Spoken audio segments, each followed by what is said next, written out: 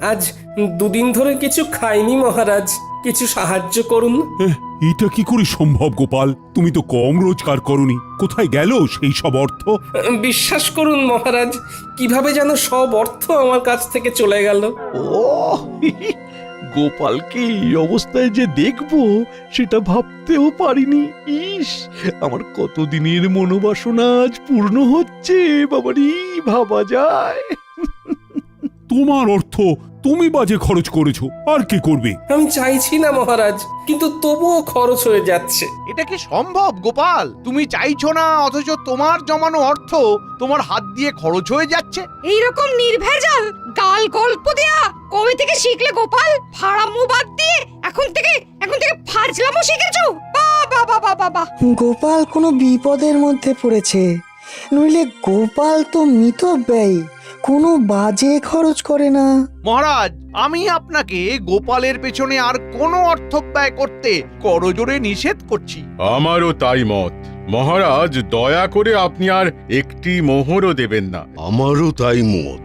গোপালকে আর কোনো অর্থ দেওয়া মানে ফসে ঘি ঢালা। কি হে বিজ্ঞানী, তোমার কি মত? আমার একটাই কথা বলার আছে মহারাজ, গোপাল তো মিতব্যয়ী, ও কোনো বাজে খরচ করে না। তাহলে আজ গোপালের এই অবস্থা কেন? গোপালের জীবনে কি এমন ঘটনা ঘটলো যাতে গোপাল এই অবস্থায় নেমে এলো? মতিভ্রম বলে একটা কথা আছে, জানো তো বিজ্ঞানী? দূর করে দিন মহারাজ, দূর করে দিন। যাও গোপাল যাও, তুমি বরং বাড়ি যাও, আবার তোমার পুরনো ব্যবসা নিয়ে হাটে মাঠে বসো। আমি আর তোমাকে কোনো সাহায্য করতে পারবো না। যাও, আর দাঁড়িয়ে থেকো না। তাহলে আপনি আর সাহায্য করবেন না? না গোপাল, আমার সব সভাসদেরাই তোমাকে সাহায্য করার বিরুদ্ধে। আমি তাদের বিরুদ্ধে গিয়ে তোমাকে তো সাহায্য করতে পারবো না। আপদ গেল। দিদি দিদি গো, এইটুকু নাও, কিছুদিন চালাও, এর মধ্যে দেখবে গোপাল দাদা ঠিক দাঁড়িয়ে যাবে। এই মোহর কটা রাখো, কাজে দেবে। কোথা থেকে কি হলো? কিচ্ছু বুঝতে পারছি না পুটির মা। একটা মানুষ রাতারাতি এইরকম ভাবে বদলে যায়। দিদা, আমি বলছি দেখো, গোপাল দাদু আবার ঠিক আগের মতো হয়ে যাবে। গোপাল দাদুকে দেখে আমাদের খুব কষ্ট হচ্ছে দিদা। সেই দিন দেখি ঢিল মেরে গাছ থেকে আম পেড়ে খাচ্ছে, আমাদের দিকে চোখ পড়তেই বলে খুব খিদে পেয়েছে তাই খাচ্ছি। ইস, এই দিনটাও দেখতে হচ্ছে আমায়। দিদি, গোপাল দাদা এখন কোথায়? রাজসভায় গেছে, দেখা যাক মহারাজ কিছু সাহায্য করতে পারেন কিনা।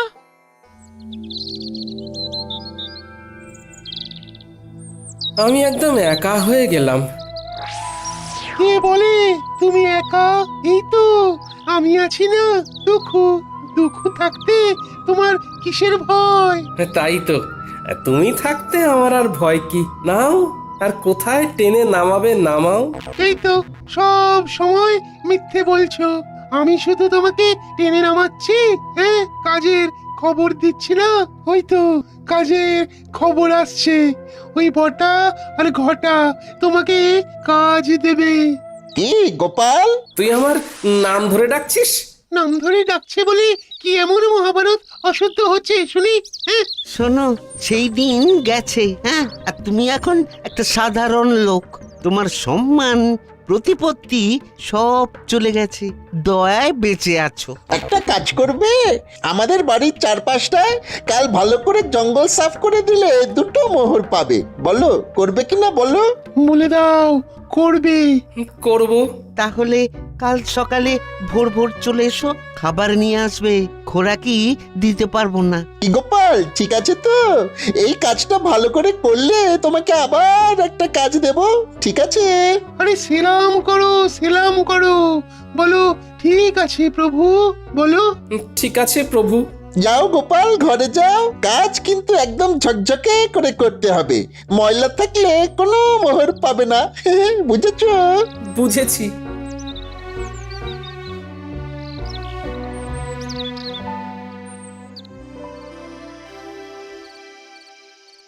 মহারাজ এ কি শুনছি? কি শুনলে তুমি যে এত উত্তেজিত হয়ে আমার কাছে এলে? দাসের মুখে শুনলাম গোপাল নাকি আপনার কাছে এসেছিল সাহায্যের জন্য। হ্যাঁ এসেছিল, আমি সাহায্য করিনি, কারণ আমার সভাসদেরা সবাই গোপালকে সাহায্য দেবার বিপক্ষে ছিল। গোপালের এই ভাগ্য বিপর্যয়ে আপনি ওর পাশে দাঁড়ালেন না মহারাজ, অথচ আপনার যখন বিপদ ঘটেছে তখন গোপাল সবটুকু দিয়ে আপনাকে সাহায্য করেছে। ও তার জন্য বেতন পেয়েছে, আর বেতনের বিনিময়ে ও কাজ করেছে। বাহ, খুব ভালো বলেছেন মহারাজ, খুব ভালো। আমি ঈশ্বরের কাছে প্রার্থনা করব যে আর কোনোভাবেই যেন গোপালের সাহায্য আপনার না লাগে।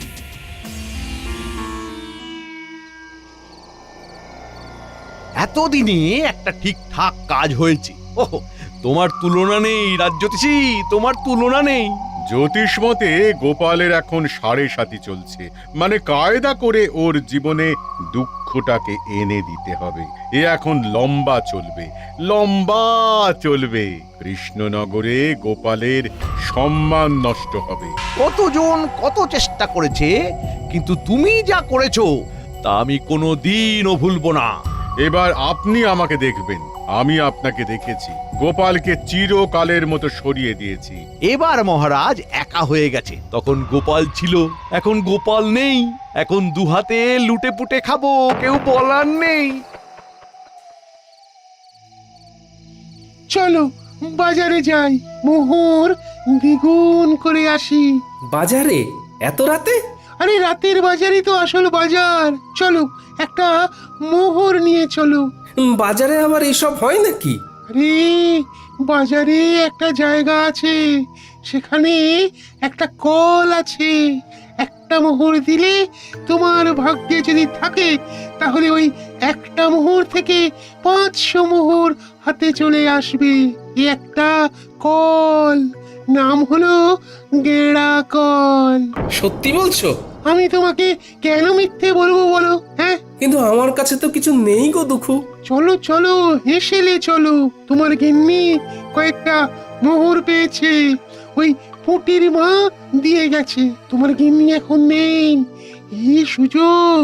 চলো মোহরগুলো নিয়ে নাও, তোমাকে ধনী মানুষ হতে হবে।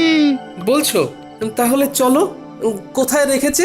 কুলুঙ্গিতে একটা ঘটির মধ্যে রাখা আছে।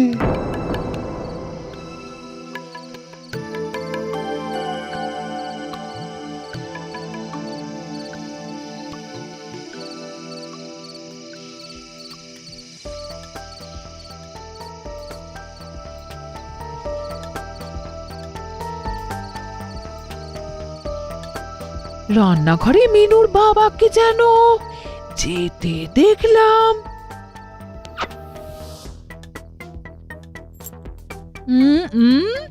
দেখি তো এখন রান্নাঘরে গিয়ে কি করছে। দেখি দেখি। হ্যাঁ, বলি হচ্ছেটা কি? আমার ঘরে শীত কাটছো? আমি যেটা বলছি সেইটা বলো। তুমি না আমার অর্ধাঙ্গিনী, তুমি তো আমার অর্ধেকটা। তুমি না আমার অর্ধাঙ্গিনী, তুমি তো অর্ধেকটা গো। এই থামো থামো, আমি কোথায় খাবার জোগাড় করতে হিমশিম খাচ্ছি আর তুমি আমার সঞ্চয় শীত কাটছো? শোনো, আমি হলাম গিয়ে তোমার গিন্নি, আমাকে ভুজুং ভাজুং দেওয়া অত সহজ নয়। দেখি দেখি গিন্নি, এইভাবে কেউ পরনের কাপড় নিয়ে টানাটানি করে? আমি তো বিকচ্ছ হয়ে যাব, আমার কাছা খুলে যাবে গিন্নি। আমার চোখকে ফাঁকি দেওয়া? ওরে বাবা, কি দজ্জাল গিন্নি গো তোমার। হ্যাঁ, ট্যাঙ্ক থেকে ঠিক বার করে নিল। দুঃখু, আমি কি বলেছিলাম? এখান থেকে চলো এখন। হ্যাঁ হ্যাঁ হ্যাঁ, চলো চলো। আমার এই সব একদম ভালো লাগে না। চলো চলো বাইরে চলো। বলি কোথায় যাওয়া হচ্ছে শুনি? বলো যেদিকে দু চোখ যায়। যেদিকে দু চোখ যায়? চলো, ছোট ছোট ছোট ছোট। এই শোনো শোনো বলছি। যা, এই চলে গেল। এ আমার কি সর্বনাশ হলো। কি হলো গোপাল বউ? গোপাল এরকম ঊর্ধ্বশ্বাসে ছুটে কোথায় গেল? আমার কপাল পুড়েছে, কি যে হলো বুঝতে পারছি না। ভালো মানুষটা যে এরকম কিভাবে বিগড়ে যাবে সেটা ভাবতে পারিনি। দেখো গোপাল বউ, দুঃখ করো না, আমরা সবাই আছি সাথে, জড়িয়ে আছি হাতে হাতে। গোপাল আবার তুলবে মাথা, যেন বৃথা হবে না আমার কথা। এই নাও গোপাল বউ, এই মুহূর্তে গোপালের কোনো কাজ নেই, তোমাদের চলবে কি করে? আমি আর বিজ্ঞানী মিলে দিলাম কিছু অর্থ, আমাদের প্রার্থনা হবে না কো ব্যর্থ। ও দুঃখু, আছো তো? আছি মানে একেবারে লেপ্টে আছি, তোমার ঘর থেকে এ জন্মে আর নামবো না। ওই যে মোহর দ্বিগুণ হবার কলটার কথা বলেছিলে, সেখানে কি করে যাব? হাত তো একদম খালি। একটা জায়গা আছে, চলো সেখানে যাই। তোমার একটা কিছু তো ব্যবস্থা করতে হবে, নইলে খরচা করবে কি করে? চলো চলো চলো, সোজা চলো, একদম নাক বরাবর।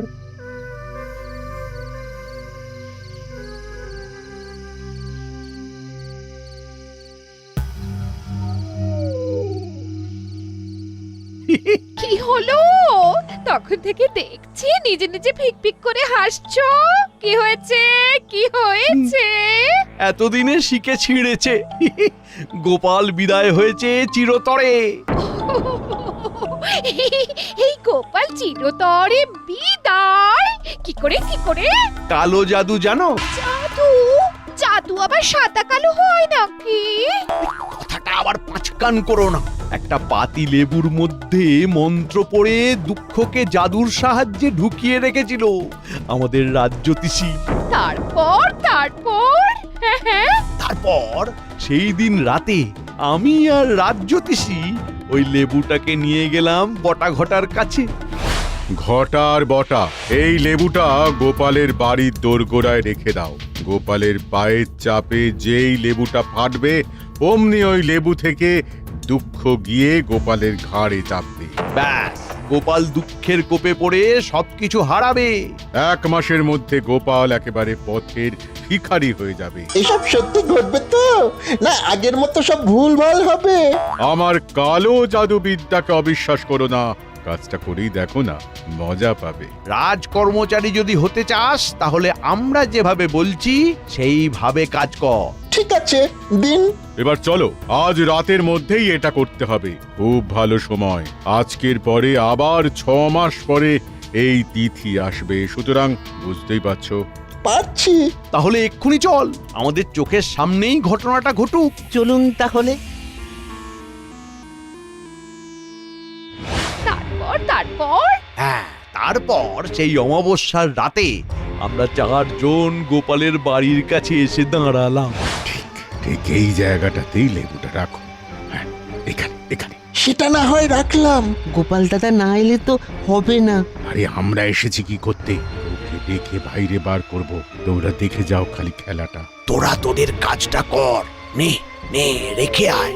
রেখে এসে লুকিয়ে পড়ো। মন্ত্রীমশাই আপনিও লুকিয়ে পড়ুন।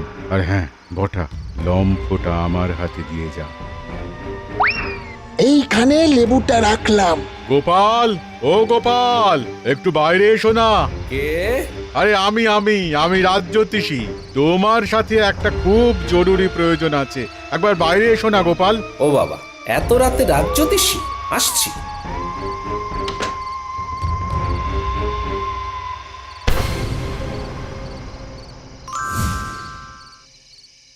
ব্যাস, সেই দিন থেকে 1 সপ্তাহের মধ্যে গোপাল পুরো শেষ।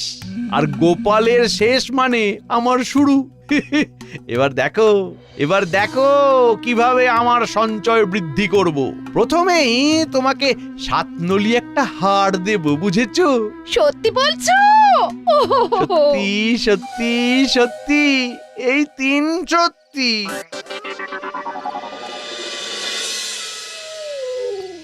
ওই দেখো গোপাল, একটা পাথর পড়ে আছে, দেখতে পাচ্ছো?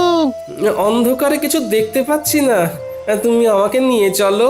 এই যে এই পাথরটা, এই পাথরটাকে ঠেলো ঠেলো ঠেলো। এগুলো কি? গর্তের মধ্যে এগুলো কি? এগুলো সব তোমার। নতুন করে খরচা করতে শুরু করো। বস্তাটাকে তুলে নাও, নাও নাও, তুলে নাও। হ্যাঁ, তারপর রাতের বাজারে চলো। ওই গেঁড়া কলে মোহর দেবে, আর মোহর দ্বিগুণ হয়ে যাবে। সুযোগ এসেছে দুকুকে ঘাট থেকে নামানো। একটা সোনার মোহর গর্তে ফেলে দিই। কি গো গোপাল, হলো?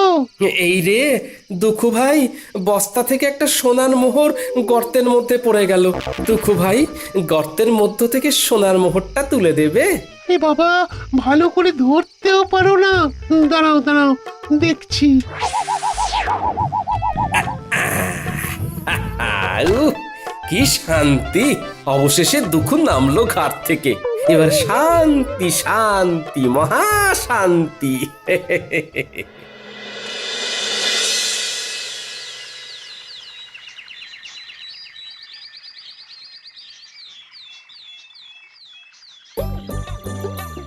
এই ঘটা, ওই দেখ গোপাল দাদা নাতি নাতনিদের নিয়ে বাজার করতে এসেছে।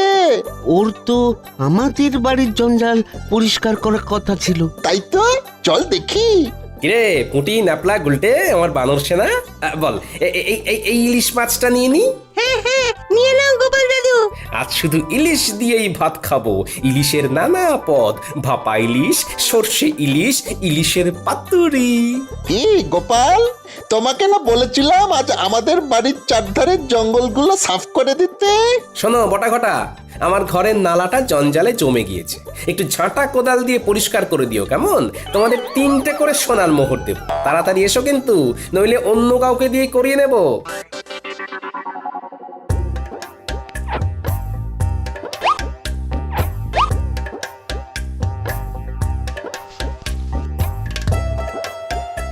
চল রে মানুষ সেনা, আরো কত কি কেনার আছে। চল চল চল। চল চল মন্ত্রী মশাইকে খবর দিয়ে আসি। আয় আয় আয় আয় আয় কাকা, আয় বগা, আয় আয় আয় আয়।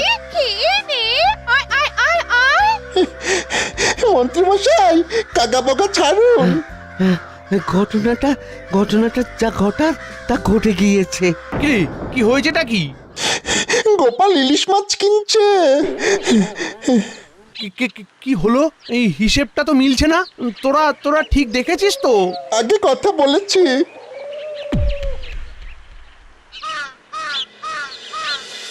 এই তো, আবার তোমাকে নিজের জায়গায় দেখতে পেয়ে খুব ভালো লাগছে। তা কি হয়েছিল গোপাল? বুদ্ধিতে এর কোনো ব্যাখ্যা নেই বিজ্ঞানী। একদিন রাতে রাজ্যোতিষীর গলার আওয়াজ শুনে ঘুম থেকে উঠে বাইরে বেরোতেই পায়ের নিচে একটা লেবু পড়ে গেল, আর সাথে সাথে আমার ঘাড়ে একটা ভারী কি যেন একটা এসে বসে পড়লো। তারপর আর কিচ্ছু জানি না, বুঝলে? এখন কেমন লাগছে ঘর? হালকা ফাঁকা, নাইকো ভার। আরে কাল রাতে ঘাট থেকে দুঃখুকে নামিয়ে দিলাম, ব্যাস। বিষয়টা একটু খুলে বলো তো গোপাল। বলছি।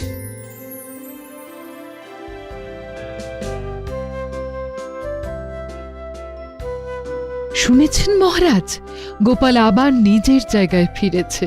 আমি গোপালের বাড়ি যাচ্ছি, আপনিও আসুন। দাঁড়াও দাঁড়াও দাঁড়াও, সকাল থেকে আমিও শুনছি। ব্যাপারটা কি জানতে হবে। চলো চলো, তোমার সাথে আমিও যাব।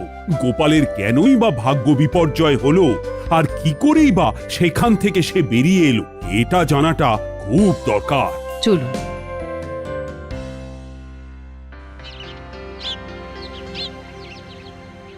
এবার বুঝলে তো? দেখো, এইসব আমার বিশ্বাস হয় না, তবুও বলছি এর মধ্যে রাজ্যোতিষীর সাথে মন্ত্রী মশাইও আছেন।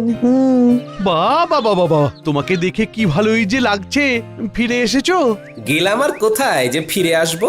কাঁধের ভারটাকে শুধু নামিয়ে দিলাম, ব্যাস, হালকা হলাম। কাঁধের ভার? কাঁধে কিরকম ভার ছিল তোমার? কই গো গোপাল, তোমাকে দেখি। আমি কি বলেছিলাম? গোপাল ঠিক নিজের জায়গা ফিরে পাবে। কি ব্যাপার হয়েছিল গোপাল, আমাকে বলো। কি আর বলবো মহারাজ, আমার ঘাড়ে বসেছিল দুঃখু। সে আমাকে সব বাজে রাস্তাগুলো দেখাচ্ছিল, আমাকে কপর দক্ষিণ করে দিয়েছিল। আমি এক্ষুনি গিয়ে আবার গর্ত থেকে দুঃখকে বার করে দিচ্ছি। আমি আমি একটু আসছি মহারাজ। একটা একটা কাজের কথা মনে পড়ে গেল হঠাৎ। আসি।